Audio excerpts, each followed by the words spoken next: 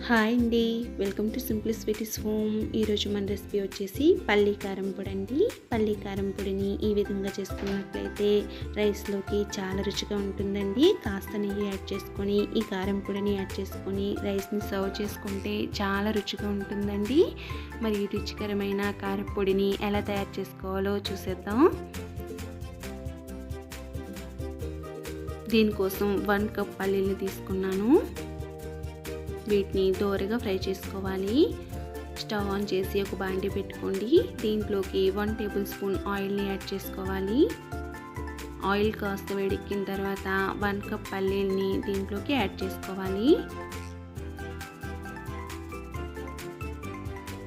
ఫ్లేమ్ని మీడియం ఫ్లేమ్లో పెట్టుకొని ఇలా కలుపుతూ ఫ్రై చేసుకోవాలి. ఇవి దోరగా ఫ్రై అవ్వాలండి. మనం పల్లీల్ని ఎంత పర్ఫెక్ట్గా ఫ్రై చేసుకుంటామో పల్లీ పొడి అనేది అన్ని రోజుల వరకు నిల్వ ఉంటుంది. పల్లీల్ని ఫ్రై చేసుకోవడంలో ఉంటుందండి పల్లీ పొడి నిల్వ అనేది. బాగా ఫ్రై చేసుకుంటే ఎక్కువ రోజులు నిల్వ ఉంటుంది. ఈ పల్లీలు ఫ్రై అవ్వడానికి కనీసం 15 మినిట్స్ టైం అనేది పడుతుంది. ఇలా పల్లీల నుంచి తొక్క అనేది సపరేట్ అవుతుంది కదా, ఈ విధంగా ఫ్రై చేసుకోవాలి. దీన్ని వేరే బౌల్లో తీసుకొని చల్లారనివ్వాలి.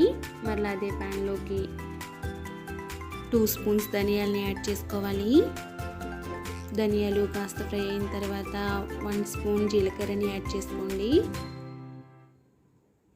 అలాగే 1 స్పూన్ ఆవాల్ని యాడ్ చేసుకోవాలి. 1/2 స్పూన్ మెంతుల్ని యాడ్ చేసుకోండి. అలాగే 7 ఎండుమిర్చీలు నేను యాడ్ చేశాను. దీంట్లోకి ఎండుమిర్చీలు మాత్రమే యాడ్ చేసుకోవాలి. అలాగే 2 రెబ్బల కరివేపాకుని యాడ్ చేసుకోండి. వీటన్నిటిని దోరగా ఫ్రై చేసుకోవాలి. అన్నీ ఇలా ఫ్రై అయిన తర్వాత 2 గుక్కల చింతపండుని యాడ్ చేసుకొని స్టవ్ను ఆఫ్ చేసేసి దీన్ని చల్లారించుకోవాలండి.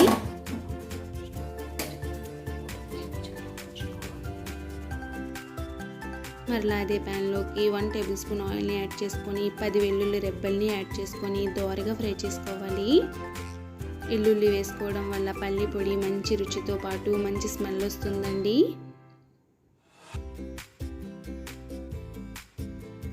వీటిని కూడా చల్లారనిచ్చుకోవాలండి.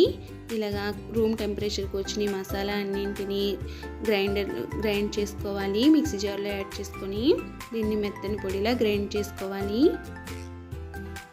ఈ విధంగా గ్రైండ్ అయిపోయింది కదండి. దీంట్లోకి రూమ్ టెంపరేచర్కి వచ్చిన పల్లీల్ని యాడ్ చేసుకోవాలి.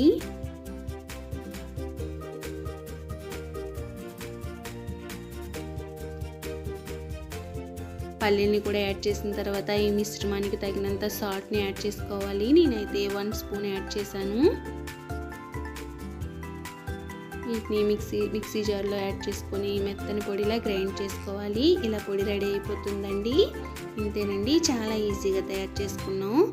ఈ పల్లి పొడి మంచి రుచితో పాటు మంచి అరోమా వస్తుందండి. దీన్ని 8 కంటైనర్లో పెట్టుకొని 1 మంత్ వరకు నిల్వ ఉంచుకోవచ్చండి.